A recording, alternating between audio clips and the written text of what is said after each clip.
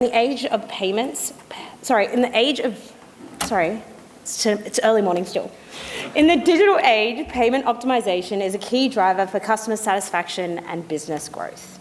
Our next panel will explore the potential pitfalls of neglecting this crucial aspect and how to achieve optimal payment solutions. So I'm going to hand over to our moderator for today, Warren Billington. Warrington is the Managing Director of APAC at Think and Grow. So I'm going to hand over to you, but a big round of applause for our panelists here today. Mics. Okay, the mics are on. Okay, thank you very much for that intro, and thanks everyone for coming. So the panel topic today is the true cost of neglecting payment optimization. Before introducing the panelists, just want to set a little bit of context about what we're going to cover today. In today's rapidly evolving payments landscape, and in today's consumer choice-driven market, neglecting payment optimization can have a severe impact on businesses, their customer experiences, and ultimately on your bottom line. Effects such as increased transaction abandonment, lower satisfaction rates, tarnished brand reputation can all detract from your business success. So to thrive, Australian businesses must focus on refining their payment processes and partnering with providers who can support evolving consumer preferences. So that's the context. We're going to unpack that in a lot more detail. Today we have a panel of payment experts from leading domestic and global payments companies who are going to share their view and importance on payment optimization. So if each of you could introduce yourselves, provide a brief background on who you are and the company you represent. So maybe we'll go this way. So Anna. Sure. Hi, I'm Anna Fowler from AsYouPay. AsYouPay are pure play providers on NPP, offering real-time account-to-account payments for businesses. A little bit about me. I run our customer success team at AsYouPay, so an energetic team that are focused on client onboarding, implementation, account management, and driving customer success strategies. So the team and I live and breathe payment optimization every day, so really excited to be here to talk about it, but also to highlight some risks if you haven't thought about this topic very much. I'm Natalie Arundale, so I'm the Chief Revenue Officer here at Payment Logic. We specialise in B2B payments, and so that means aggregating credit card payments to suppliers, enabling clients to earn cash flow and highlight the rewards of doing so. So I manage a sales team, account management team, service teams, all to focus on making payments optimised as best as possible in the current environment for clients. So we are a bit more passionate about cash flow and points than most people, maybe two in the front that might be equally as passionate about rewards. But yes, we essentially facilitate a lot of first class, business class travel for very little cost to the business. Good morning, everyone. My name is Paul Koopmans and I'm the Commercial Vice President at WorldPay. So WorldPay is a global payments technology company. We have 30 years of experience in merchant services and also payment processing across enterprise platforms and marketplaces. We deal with over 1 million merchants in around 225 markets around the globe. We have a large acquiring footprint. We have global domestic acquiring licenses in around 68 different countries around the world. So that experience and scale really fueling global commerce equates to around 40 billion transactions annually in around 135 different currencies. Great, thanks for that. So without doubt, the payment industry is thriving. Just to start with some stats, the cards payment market is valued at more than $700 billion in 2024. There is a continuous trend towards digital payments, in particular the use of digital wallets, and really strong growth around mobile payments. But maybe a really good starting point is to kind of unpack what do we mean by payment optimization and why should we care about it? And there might be some slightly different perspectives on definition, but Anna, if I can start with you on that. Sure.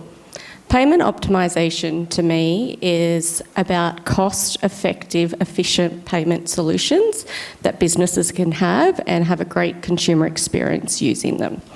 So to break that down a little further, it's looking at a payments process from end to end, from starting with what payment options are available to customers, to the customer experience using that payment option. How many clicks does it take to get there? How did it make them feel? Was it easy, frictionless, seamless? And then on the back end around the company, when does the company receive that payment? Was there any risk to this payment? How do they handle it? How do they process it? And when do they release the goods after they receive that payment? So we move in a fast-paced environment. People expect to be able to make payments quickly, easily, free, frictionless. And if businesses can't deliver that, then they're impacting their revenue growth, customer retention rates, and there's impacts to the bottom line. But I think a real-life example to talk about it, because it's front of mind, because I've only had this conversation just recently with a client. So they came to us because they recently made the decision to switch off BPay. It made economic sense to them. For them, it would increase their cash flow, it would reduce error rates, it would help with their reconciliation and the manual handling. So they went ahead and they also did think a little bit about their customer experience. They thought, wow, we could get the booking details to these customers a lot quicker. So they went ahead and they did that. They switched it off. After a week, they turned it back on. Now, this is where we got involved to deep dive in what happened. They turned it back on because they received that many negative reviews online about the BPay switch off. So when we went deeper with them, where they went wrong, they didn't really think about their overall payment strategy. They didn't think about their BPay users and why they use BPay. They didn't communicate to those customers anywhere in the journey before, during, or after the event. And they didn't really give those BPay users an alternative payment option. Some people just don't want to pay with cards. So when you're talking about business optimisation, I think it's really important to think about two things. Because for that client, I don't necessarily think switching off BPay was the wrong move. I think how they went about it and didn't give the payment strategy much thought is where they went wrong. So you have to always consider the economics to the business, but also the customer experience. Those are the two key points to payment optimisation for me. Anything to add on the definition, guys? Or? I reckon I could sum it up in a sentence. I reckon I could describe it as a strategic process that really looks to enhance a payment strategy, a technology stack, and also processing logic. So all with the aim of increasing performance, decreasing costs, increasing security, and also user experience. Okay, great. I think that's pretty much well said. For us, what we see are three key components for optimising payments for our clients. That's security, efficiency, which are two very key pillars that are quickly becoming the norm and the expectation, which is rightly so. The third one is where we've seen a significant uptake in what defines payment optimisation, and that's rewards. What can a client get back that they can then use back in their business? What can they offset? What can they generate to feel, A, not only good about that payment, but feel like they're optimising what is quite a strategic part of their business? So that for us is probably our key three pillars that I think both of the panellists agree with and be an exciting topic to explore. Okay, great. So clearly a rapidly evolving payments landscape. Consumers at the same time are demanding more from their shopping and buying experiences. So when we think about what are the common challenges Australian businesses are facing with payment optimisation, so maybe Paul, if you can kick off on that. Yeah, so those challenges really do vary from merchant to merchant. So there's no singular challenge, but they generally fall under a couple of key areas.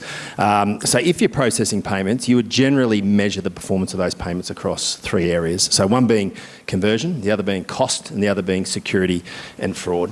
Okay, so some of the other challenges that merchants face is not having a defined payment strategy, and certainly one that focuses on consistency over a long period of time.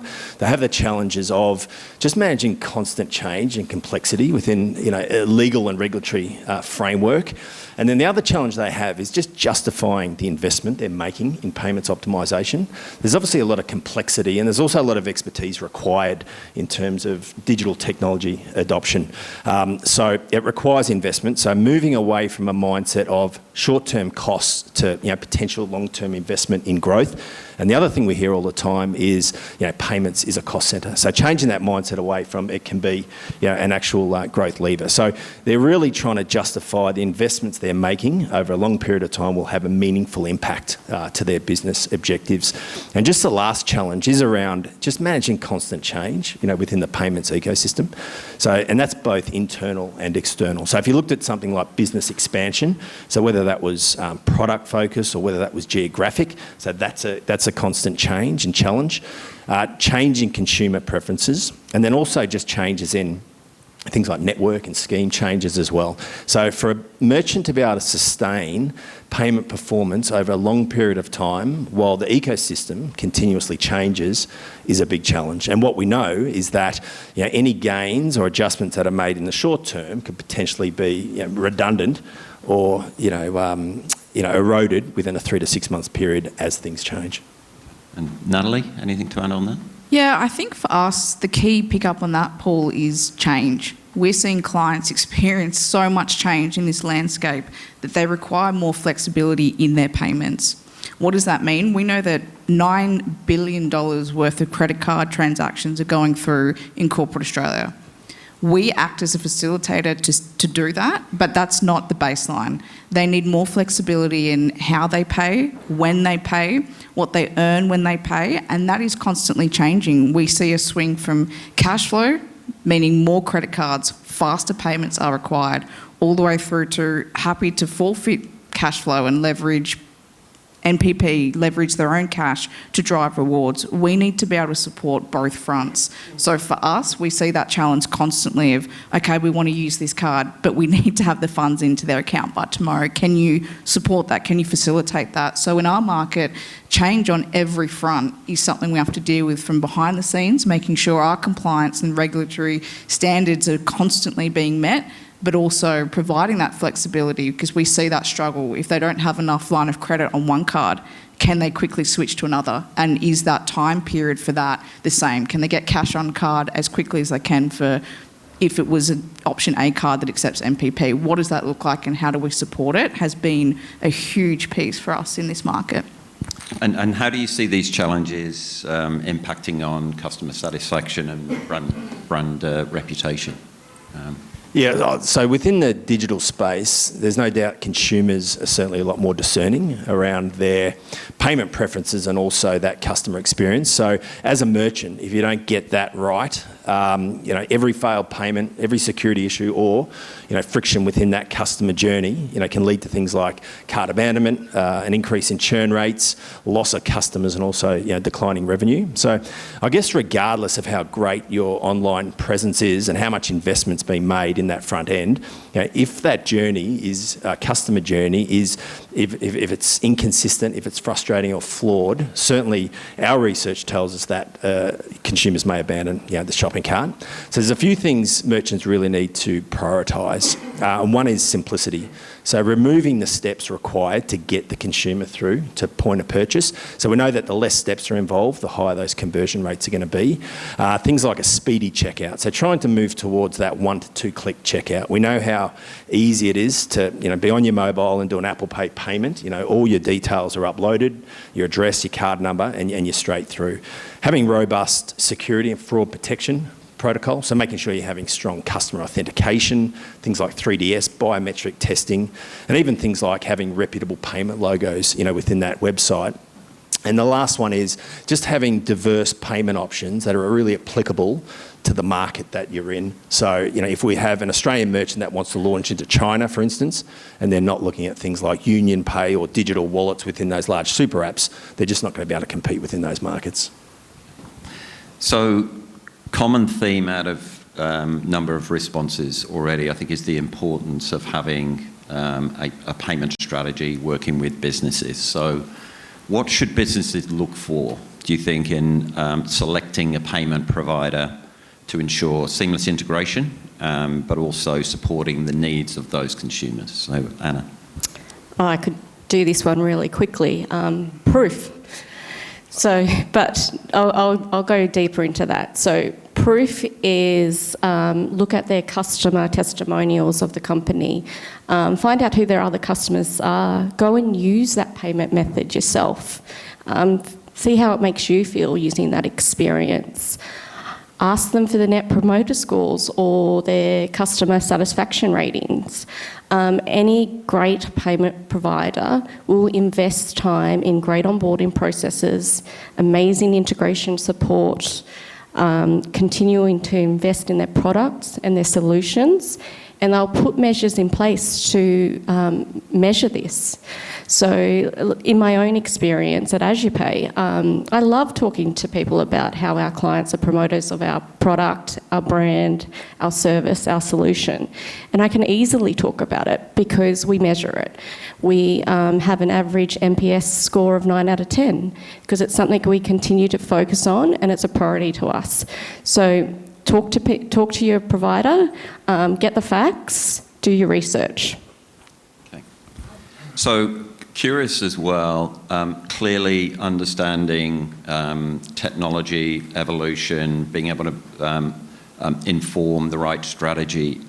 Just in terms of looking forward, how proactive do you need to be working with customers in respect of how technology is evolving, areas like buy now, pay later, where you see the future with some of the payment methodologies, and how proactive do you need to be in terms of informing that strategy? And maybe just to highlight some of the differences, if you may, of the Australian market versus global trends. I think just at a high level for us, in terms of payment acceptance, different countries have different levels of acceptance. What we face here as challenges is not the same as what the US market faces or what the UK market faces. So I think being very aware of trying to facilitate things that our clients need that are quite different from respective markets. So I remember when I worked at American Express, there was no issue with acceptance in the US market really in comparison to what businesses needed here. So they're able to attain cash flow and points very quickly, very easily. They don't often face the challenge of acceptance. So technology here has to evolve to support the market and its growing needs, because our clients are seeing so much more of a need for FX now in this market as we see a lot of work shift to that offshore centre. There's needs to pay that and to pay that quickly, and how do we optimise that? There's hesitation. If there's not a lot of security and safety around that payment provider, are they confident in making those transactions in an evolving landscape? So we've looked at the challenges, right strategy, finding the right partner, but maybe shift to where you see the opportunities for business growth from payment optimization. And also, a couple of you have already touched on the importance of security within the context of payments. So how does optimization and enhanced security play a role in driving revenue and loyalty for customers moving forward? Yeah, so I mean, payments optimization, hasn't been a phrase in most companies' vocabulary, let alone on their roadmap, until fairly recently. So as consumer behaviour has now evolved, merchants now see the importance of payments that are optimised for performance, cost, security and the user experience. So look, I can't speak on behalf of other payment service providers, but certainly at WorldPay we recognise that payment performance is now a key differentiator, for PSPs. So we have some large Chinese retail merchants that deal with up to 8 different acquirers, and they basically route that traffic based on who has the best authorisation rates. So we want to own that space and really deliver best practice. So as a business, we're really transforming the way that we approach payments performance. So moving away from what was traditionally a multi-month approach to more of a, in the first instance, more of a weekly and fortnightly cadence. And what that allows us to do is to be a little bit more nimble and proactive towards our clients' needs. So we obviously have access to 40 billion transactions per year. So how can we use that data, enrich that data to provide incremental increases on a more regular basis? It also enables us to have short-term authorisation uplifts in high criticality verticals like low-performing verticals. And I guess what the future state is when we're talking about payments optimisation is moving towards real-time payments optimisation. So what that is identifying payments performance as they happen, and then using things like machine learning and AI to really identify issues before they happen. And if we can do that, we really meet the needs of our most sophisticated merchants. We're able to, provide thought leadership within this space and also provide education to less sophisticated merchants. And a recent example of that is we're working with a large subscription-based merchant out of the States, and we ran a project over a 3-month period where we made some small adjustments to things like card expiry optimisation, the introduction of things like Google and Apple Pay and network tokenisation. They received a 3%, well, they didn't receive, they achieved a 3% uplift in authorisation rates. So they got around $1 billion in turnover. So that's a $30 million uplift, to their top line, which is significant, right? And we were able to take those findings and take those learnings and apply them to a similar subset of merchants, around 25. And out of those 25 merchants, we achieved like a 3.5% uplift. So we'll continue to refine that process as we move towards real-time optimisation and roll that out across our total portfolio. Okay. And Natalie, any perspective just around the importance of security? Is it a differentiator? I know you've got a really strong perspective around the security posture. I do agree. I think security is huge for us. We see that every single day. We are constantly faced with having to stay ahead of that, and I think all of us should be held accountable to that. I think where you, again, go back to optimising is to continue to have security front of mind. We leverage that. Efficiency as well is also a big one, but I think having the real-time payments has been a big part of optimising our payment platform as well, and we're seeing a very, very fast need for that. Facilitating that in a secure way, I think, has been great because it is a faster way to get from A to B. Securing that payment on NPP needs to be something we explore further. And I think the two key pillars of security and efficiency will always be there, but from an optimisation point, again, just to go back to that loyalty piece, I think that should be the conversation of optimisation from this point moving forward. We've had very different conversations 5 years ago to now, and I think the key word being optimise is to look at what the future looks like. We look at metrics like ESG ratings, we look at offsetting travel expenses. How do we optimise what should now be the expectation and the norm of secure, real-time and efficient payment processes? It's coming at a cost to a business. We understand that, and it's investment that we're seeing more and more companies make. However, how do we get that optimised back into the business? We've one client, for example, he does a couple of $1 million with us each month. And he called, and this is a rare conversation for somebody, called and said, hey, who else can I pay on your platform? I started laughing. I said, you got more suppliers now? He goes, no. I've got another team in India. I've just expanded. We're seeing a significant growth in the APAC region.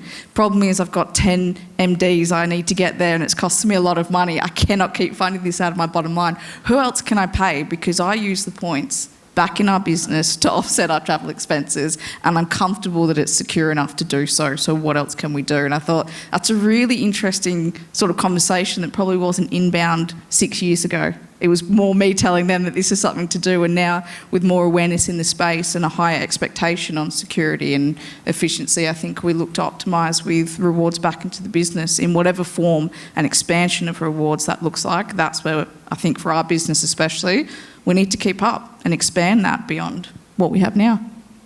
Great. And maybe just look into the future. What future trends are you all seeing around payment optimisation and how businesses can prepare to adapt to these changes? Yeah. Oh, sorry, Anna, you go. No, you can go.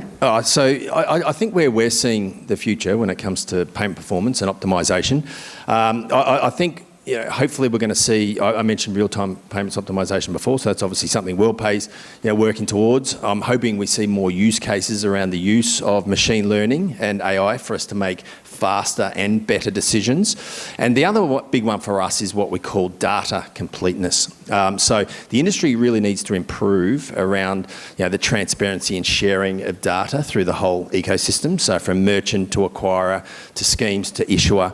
And I think a good example of where this currently works is with network tokenisation. So that's an open source technology, and that data really does cascade down through the whole entire value chain. And I think some other areas we're going to see is more specialist roles within merchants. So, more roles around data scientists, fraud specialists, and customer experience. So, that's where we see a lot of the things changing. Anna? And in the real-time payment space, things that are actually going to happen, we've got the decommissioning of BECS, target date 2030. So direct entries moving to real time. So that's something all businesses should be aware of and getting across. We've also got AP Plus rolling out early next year, the confirmation of payee.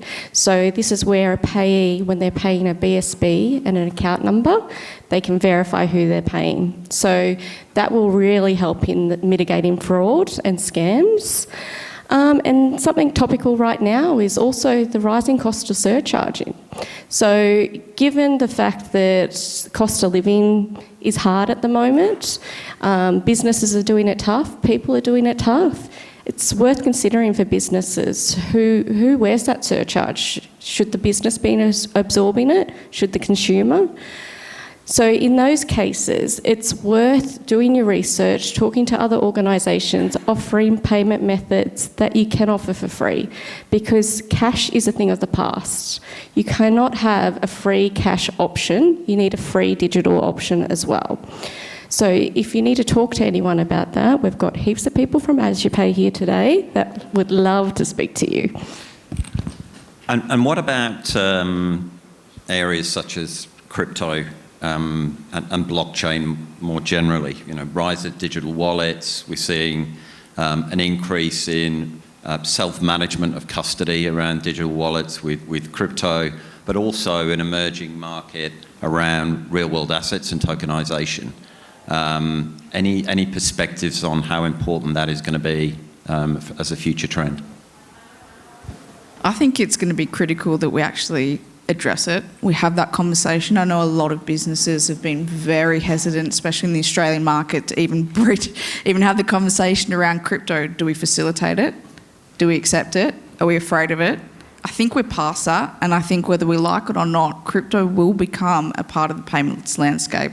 We're seeing it already in terms of B2B transactions in different countries. It's not far until that is a currency that we take seriously in Australia, and I think on the reward side it's also something to consider. On the payment side it's definitely something we need to stay front of market. We may not be the biggest market in the world, but we're definitely an emerging one, and I think we need to consider crypto whether we like it or not. So it's not going anywhere would be my take on that.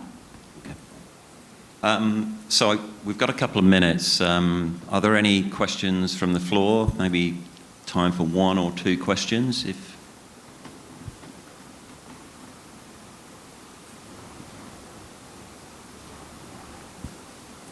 Very quiet group. It's either a good thing or a bad thing. We've given them a lot to think about. Okay. So, look, I think we're pretty much on time now, so just want to thank the panel today and the audience for participation. If there are any questions, that you'd like to maybe tackle individually with any of the panel, then they'll be around. But I want to thank all of you for your participation today. Thank you. Thanks, Warren. Thanks, Warren. Thanks, Warren.